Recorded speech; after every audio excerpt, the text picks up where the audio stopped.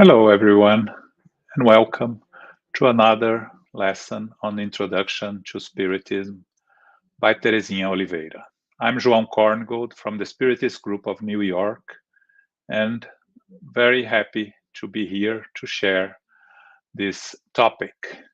Today, we're going to cover perispirit and fluids. So, what are we? We are a spirit. We have a physical body and a spiritual body. The spiritual body is the perispirit.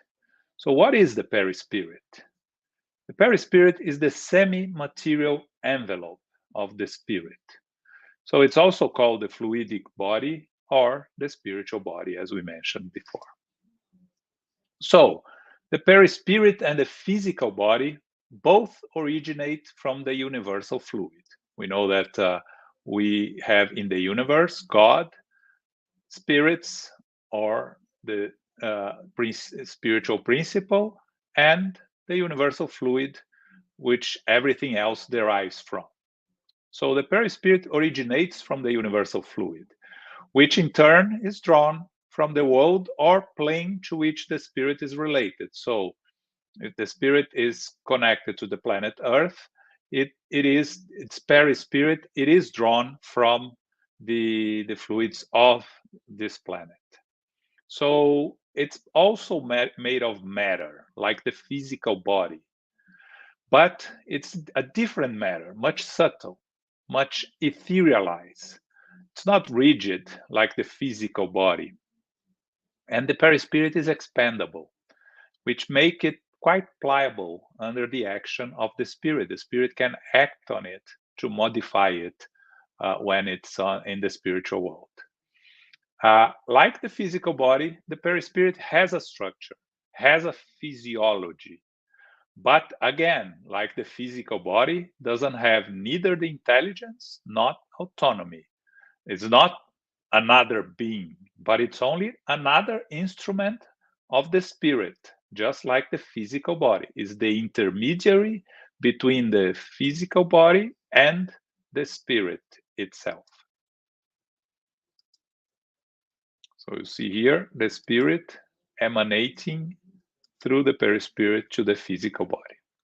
So the perispirit is the fluidic envelope of the spirit, and we call it of a semi-material nature because it's not the same matter as the physical body. So throughout the incarnation, the perispirit acts as an intermediary between spirit and matter, transmitting to the spirit all the impressions of the physical senses and communicating to the body the desires of the spirit. Let's expand a little bit on that. So the spirits, we have our physical body. For us to act, for our physical body to act on the will of the spirit sends the commands and thoughts to the perispirit and the perispirit to the physical body. It is done in an instantaneous way. It doesn't take any space of time, but that's if we are going to divide how the action of the spirit over the physical body works, it goes through the perispirit and reaches the physical body. So how does this connection with the physical body is done in the process of the reincarnation, when the spirit is connecting itself to a new physical body? So that we know that the perispirit pre-exists the physical body. With the perispirit is always present. The spirit in its eternal journey always has a perispirit that change its format throughout the incarnations, throughout their experiences, through the evolution.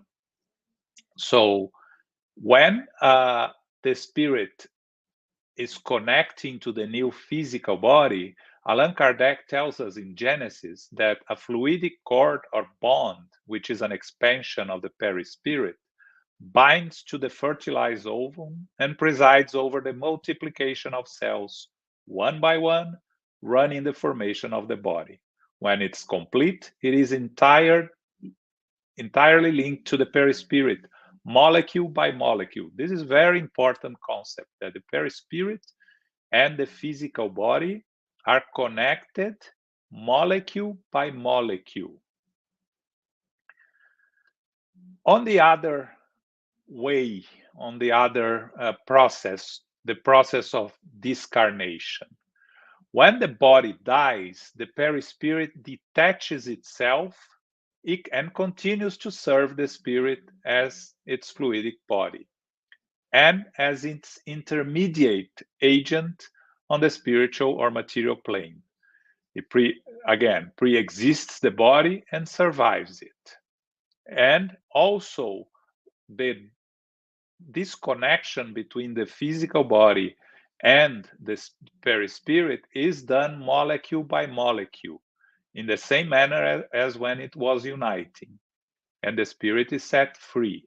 So death happens when death of the physical body happens when the perispirit is completely disconnected from the physical body. It's a process that, according to Emmanuel, can take up to 72 hours, no longer the 72 hours, but not necessarily 72 hours.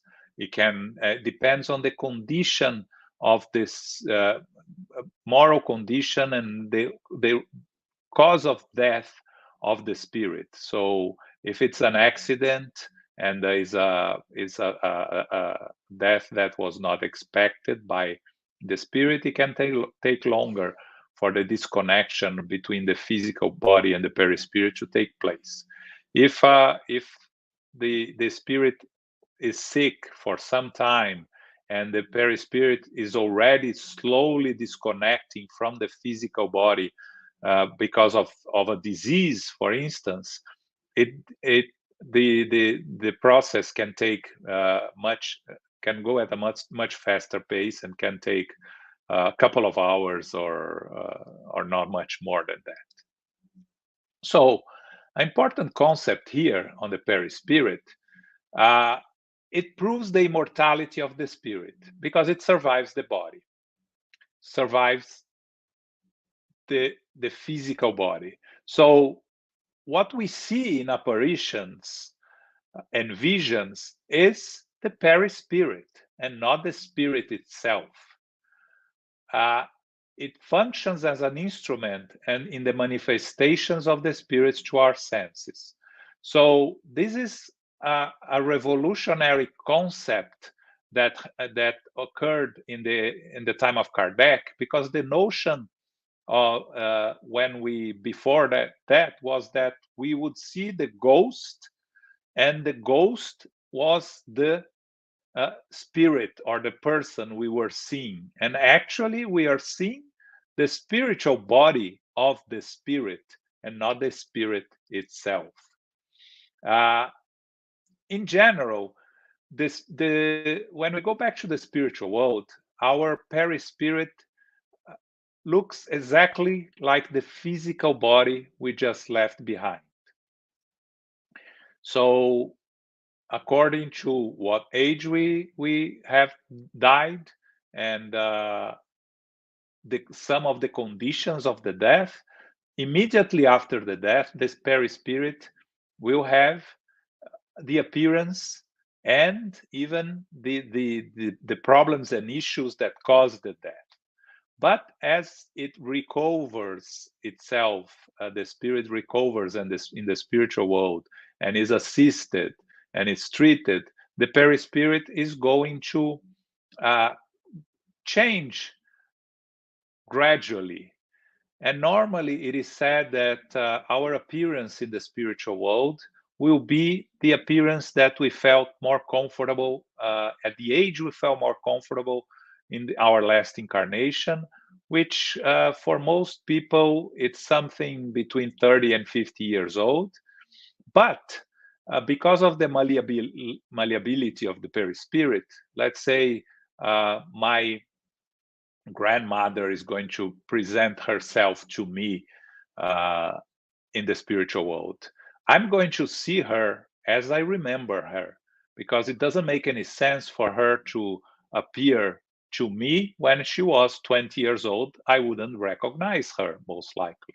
So the perispirit will change its appearance according to the necessity. But in general, in the spiritual world, it will have the appearance that we felt more comfortable in our last incarnation. Since the time of Paul of Tarsus, we have this concept of the spiritual body. Paul of Tarsus said, "It is sown a natural body, it is raised a spiritual body. There is a natural body and there is a spiritual body." This was said in Paul on Corinthians 15:44. So the idea of a spiritual body, it didn't start with Spiritism. It existed since very ancient times. It was talked about by Socrates, by Plato, by Aristotle, and as we see here, by Paul of Tarsus. Uh, the, the detailed description of the perispirit, its functions, and everything else is the contribution that Spiritism brought to modern days. All the features that the perispirit have, how it works, how it relates to our physical body, how it relates to the spirit. So, what are the functions of the perispirit? It binds spirit to matter, either on earth or in other worlds, and works as an instrument that allows the spirit to act both on the fluidic and material planes. So, when we go to an incarnation in a different planet, not Earth, we will have a perispirit adapted to that world. It is changed to adapt to that world, like in a poor comparison, we could say that like we change clothes when we are on a warm weather, on a cold weather, the perispirit, it's changed according to the necessities of the world it's incarnating. The perispirit records every action of the spirit in its memory. Of course, everything is the spirit itself. The mental body, or the body that presides the intelligence of the spirit, is the one that that records all the actions. But it is imprinted in the perispirit all our experiences since the beginning of our first incarnation on our evolutionary path. So this is what allows spirits to identify and recognize one another on the spiritual plane. So a spirit that we were connected 3 incarnations ago, if we meet them again in the spiritual world, we are carrying the inheritance of that incarnation that would allow that spirit that we have known 3 incarnations ago to recognize us, and vice versa. So the perispirit is really what's going to form the body structure of the human being. So our new reincarnation, the perispirit is going to be reflected in the spiritual, in the physical body. We need the perispirit to project in the physical body all the necessities we have in the incarnation, and everything that we are going to carry, our necessities, the challenges that we are going to face. So the imperfections that we eventually have in the spirit and the physical body are going to come and be reflected by the perispirit. On the evolution of the perispirit, as we said before, the perispirit always accompanies ourselves in our evolutionary path. We always have a perispirit.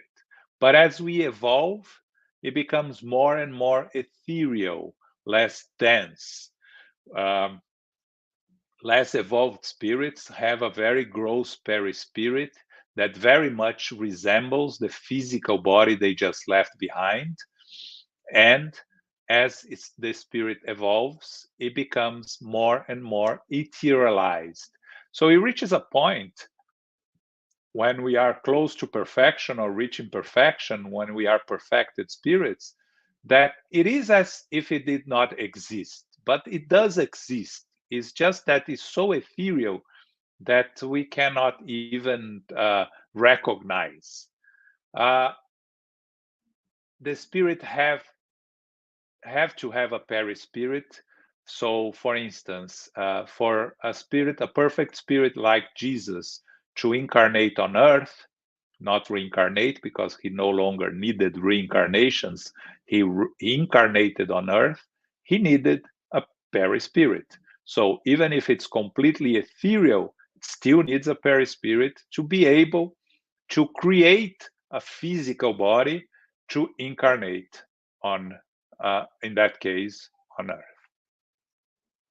So as the spirit evolves, it will have different weight of fluids because it's where it places it on the spiritual plane in the company of other spirits that are similar to it.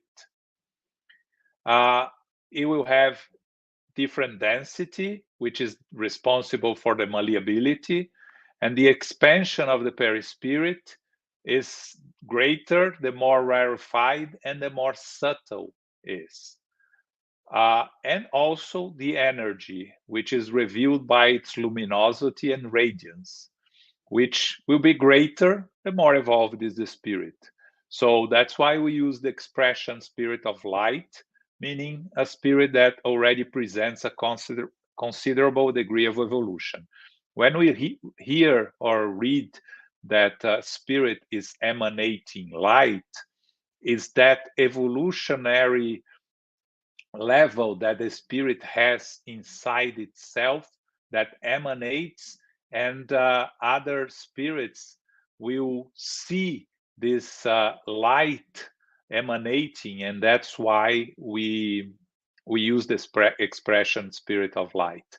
When we talk about the idea of angels with wings and the halo, probably the conception of angels come from ancient times when we were seeing those spirits of light coming to us to express themselves, and we would see them surrounded by light, and in our inability to understand what we were seeing, we created the halo on the top of the head, because normally the head is where the luminosity is emitted in with a more frequency, and because we see all this light coming from the spirit, it looks to us that it was coming around the spirit, and that's why where we create the wings also, as the spirits will appear to be floating in the air. So the idea of a spirit floating in the air makes sense for us to come up with the concept of wings to show it. So the perispirit is not identical for all spirits. Even those spirits that are in the same world, here we are talking both incarnate and discarnate spirits,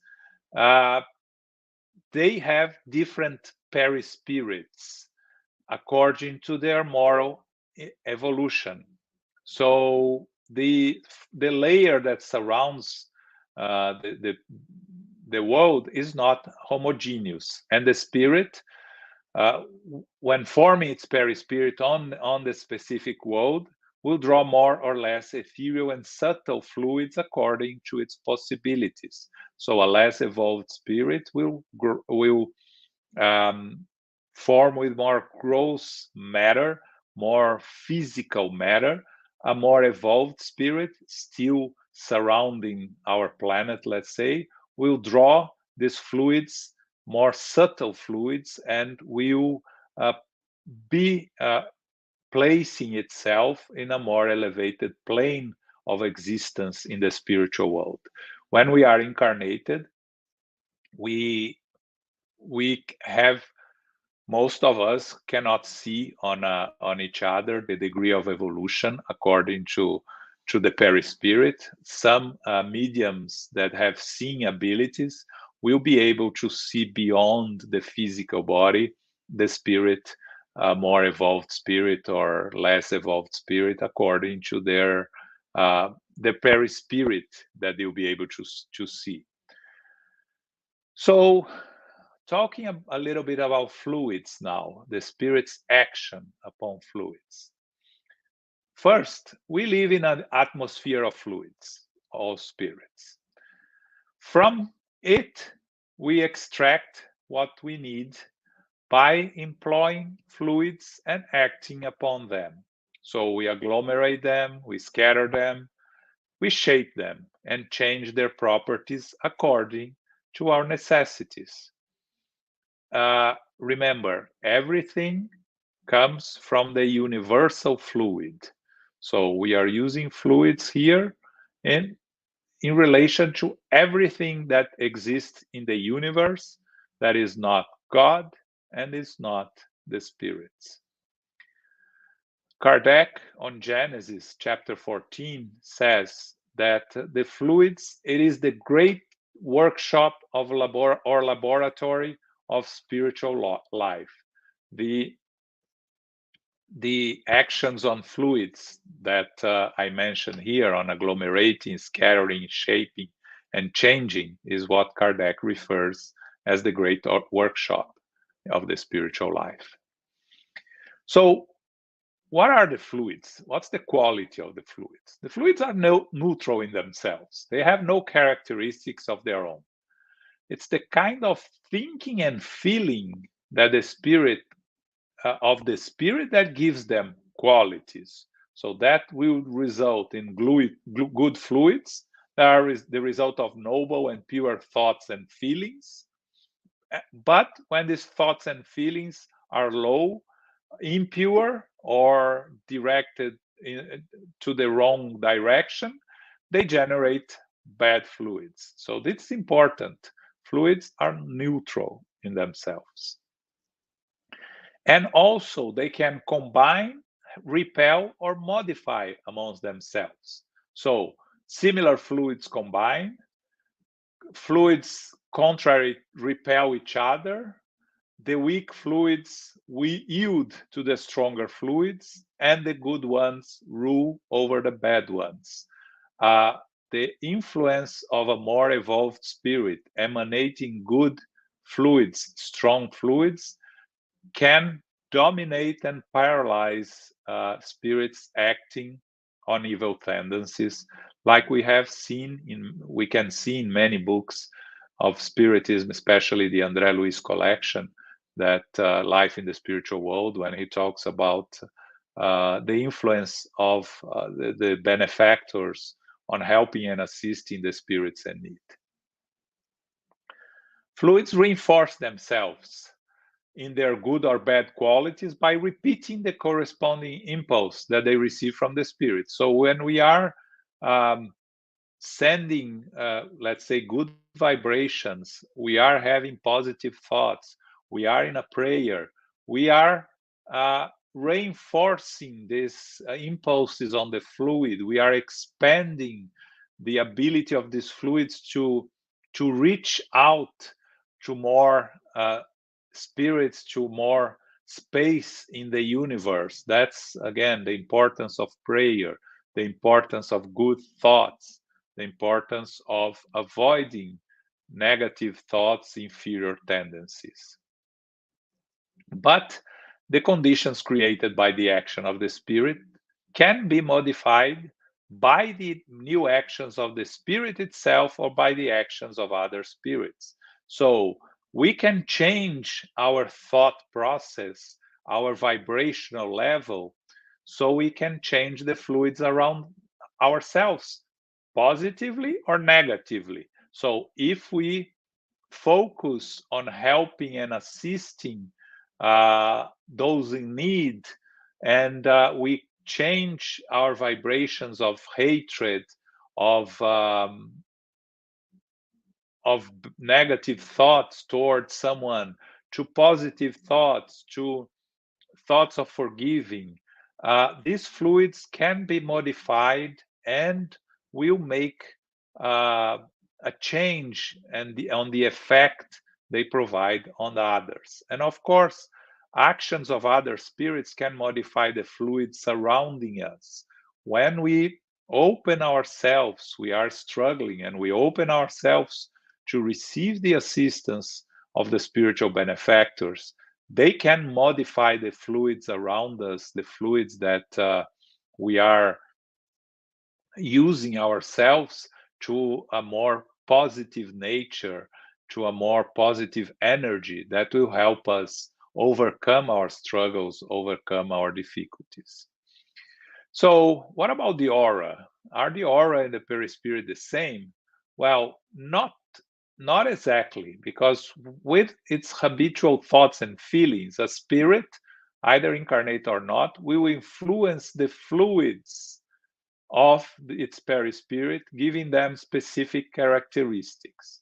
As the spirit constantly emanates these fluids, which accompany all its movements, it's enveloped by them, forming its aura, which Kardec calls the individual or fluidic atmosphere. So the energy that we see around us, the aura, is a result of the fluids we are emanating and that envelops us.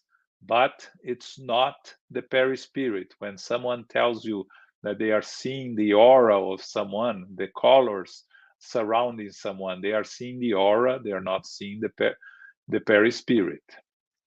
So a well-balanced and fraternal life produces an aura of good fluids, which functions as a fluidic armor, repelling or at least neutralizing evil fluids that are addressed to us. This is the meaning of closing the body against evil. So whenever we can avoid bad or vicious environments, we should, because they possess harmful fluids. If we cannot avoid them, or if we need to confront them, let's say in a charitable or welfare work, it's important that we keep our thoughts elevated, our vibrations at a high level, watching and prayer, and stay in these places as little as possible. Again, if we cannot avoid being contaminated by the fluidic energy of these places, we should avoid them. But if we can withstand and we can work, we are doing a charitable work. We are helping and assisting others. So elevating our thoughts, vibrating on a more positive vibrations, we are going to be able to help and assist those spirits that are trapped in these difficult places and that need our assistance. That's how the superior spirits work and how they assist those in need, as they go to the lower zones, as they go to rescue the spirits in those very difficult places. The importance of keeping themselves in prayer and keep themselves watching their acts and their thoughts towards others, as we can see again in many books of Andre Luiz, especially, for instance, in Liberation, when they go to rescue the leader of the lower zones, the Gregorio, the priest, the high priest. Aulus keeps repeating the importance of keeping in prayer and watching their thoughts. So, talking about fluids, we come to the passes. What are passes? Pass is the willing and deliberate transfusion of beneficial fluids from one person to another. The Spirit Emmanuel defines it as a transfusion of physio-psychical energies. What are the effects of the pass? The effect is good if the recipient is truly receptive and assimilates the transmitted fluids. So, when we are going to receive the passes, it's important to prepare ourselves with faith, with prayer, so to be able to better receive the pass. What does it mean? If you are going to receive a pass at a Spiritist center or at your home, but you do not believe that it works, you close yourself to the benefits of it. We're not going to say that it doesn't work, but it doesn't fully work as it could, as we can receive some benefits if we prevent ourselves by lack of faith or lack of understanding to fully benefit from it. But sometimes when we need, we are going to receive a little bit of what we need. When the past receiver is able to maintain through good conduct, thought, and feeling the positive state that achieved receiving the passes, it can be lasting. Again, lasting in the sense that we leave the Spiritist center right after receiving the pass, and our thoughts become again involved in our mundane daily activities with our worldly preoccupations. Then the effects of the passes can be very very quick, can last not very long, because as we know, if we do not change our ways, we will again go back to the same issues that brought us to receive the passes in the first place, which is the fluidic awareness and spiritual imbalance. So the importance of receiving the passes on individually is to open ourselves to be able to be in prayer, to be able to be open and receptive to these energies that are given to us through the pass giver. And again, the pass giver is only an intermediary between the spiritual world and the physical world. The spirits know what we need, and they're going to provide to us what we need. The importance of the pass giver is just to be a better instrument to the transmission of the spiritual energies. And if the pass giver can combine some magnetic energies for them by themselves to help in the healing process of the patient receiving the passes, the better. But if not, they can keep themselves in prayer, keep themselves connected to the spiritual benefactors. They'll be able to be good instruments. But even if the pass giver is not a good instrument, it doesn't mean that the patient is not going to receive what he or she needs, because the spirits that are coordinating the work have a way to transmit the energies that we have to receive through other people in the room directly to us. So we should not be very concerned with whom is giving the passes to us, but much more focused on our openness and ability to receive the passes. So this was my presentation on perispirit and fluids, what we had to discuss here. I believe we have some questions, so I'll pass now to see if we have any questions. Okay, first one. What happens when we sleep? Okay, that's important question. When we sleep, the physical body is at rest. the perispirit semi-disconnects from the physical body, still connected through the wires that connect the perispirit to the physical body, but the perispirit goes and experiences life in the spiritual world. What type of experiences is what we, for those that can remember their dreams, what we remember in our dreams when the dreams make some sense. So there are two types of dreams. The dreams that are very confusing, doesn't make any sense. They are very confusing. It's more likely our physical brain rehashing our physical experiences and rebooting the brain, so to say. But the bigger part of our dreams is experiences we have in the spiritual world. We go there, we meet with loved ones, we watch presentations, lectures, we learn, or we can go to less of constructive places when we have some not so good experiences.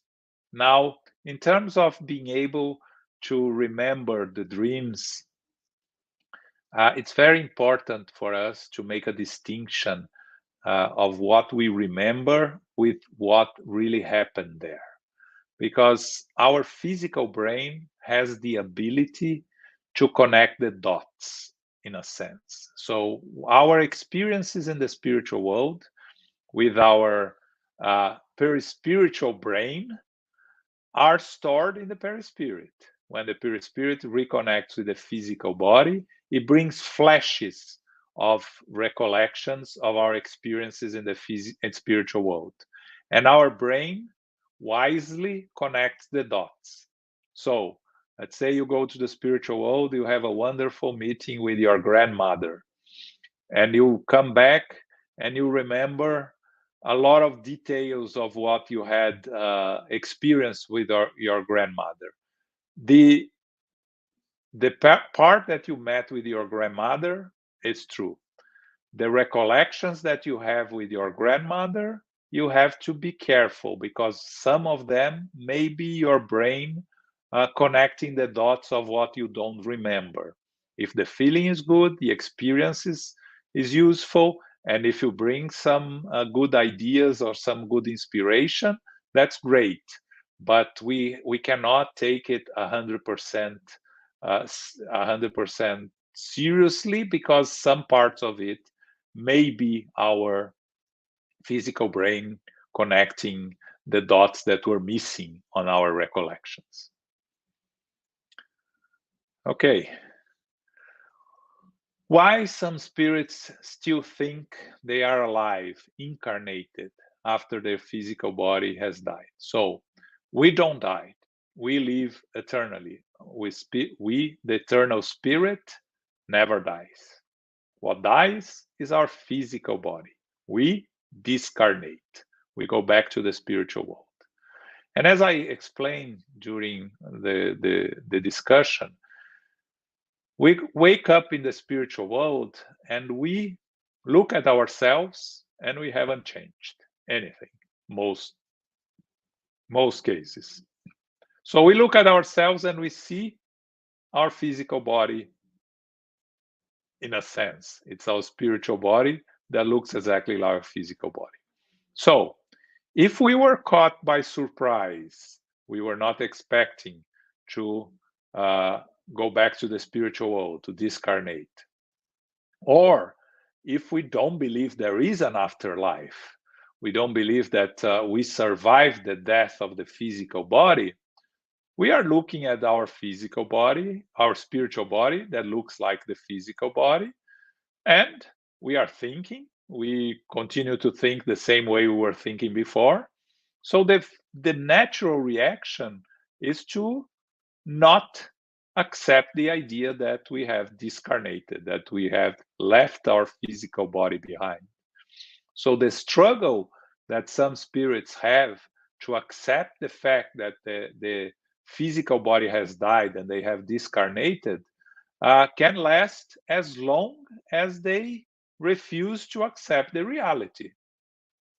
they can be in this state of confusion for a very long time if they refuse to accept the reality. So these are the cases of those spirits that keep trying to talk to incarnate spirits and are ignored by them according to what they feel, that keep going back to the places that they feel comfortable, that do not accept the reality of going back to the spiritual world. And how can they accept it? How can they understand it? When they are going to understand it? It may take some time, but eventually everything evolves, everything changes, and they will reach a point where they will feel the need of help. They will sincerely ask for help, and when the help comes, you will help them understand their new reality and the new life that they have now in the spiritual world. And then the perispirit will start resembling less the physical body they just left behind, that should be in a more fragile state because of the discarnation of the spirit and the death of the physical body. So, how do spirits attune to each other? We set up a vibrational wavelength between us and those who think and feel the same as us. So we tune into them. We then produce a certain type of fluid, and spirits that produce similar fluids combine theirs with ours, and as we establish a fluidic affinity, we connect to each other. When we incarnates offer attunement and combination of fluids to evil thoughts, we say that we are opening the door to lower order spirits, and that can become the starting process of obsessions, fascinations, subjugations. So that's the importance again of vigilance and prayer to correct the negative influence of others upon us. We need to be very careful with our thoughts and our vibrations. Again, understanding that we are imperfect spirits, understanding that we cannot, at this level of evolution, to keep our vibrations at a higher level at all times.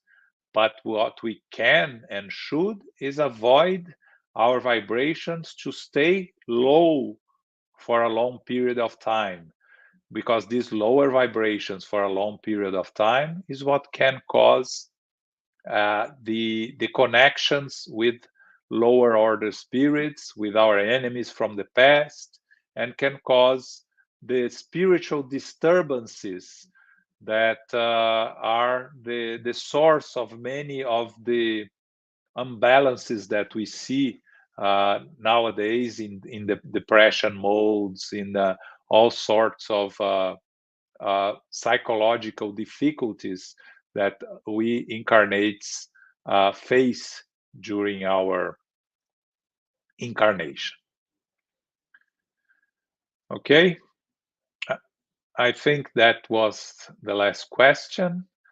I hope that you had the opportunity to learn, and I hope you have the opportunity to go deeper into studying a little more about this subject on perispirit and fluids, that you watch the other classes on this series of studies of introduction to Spiritism.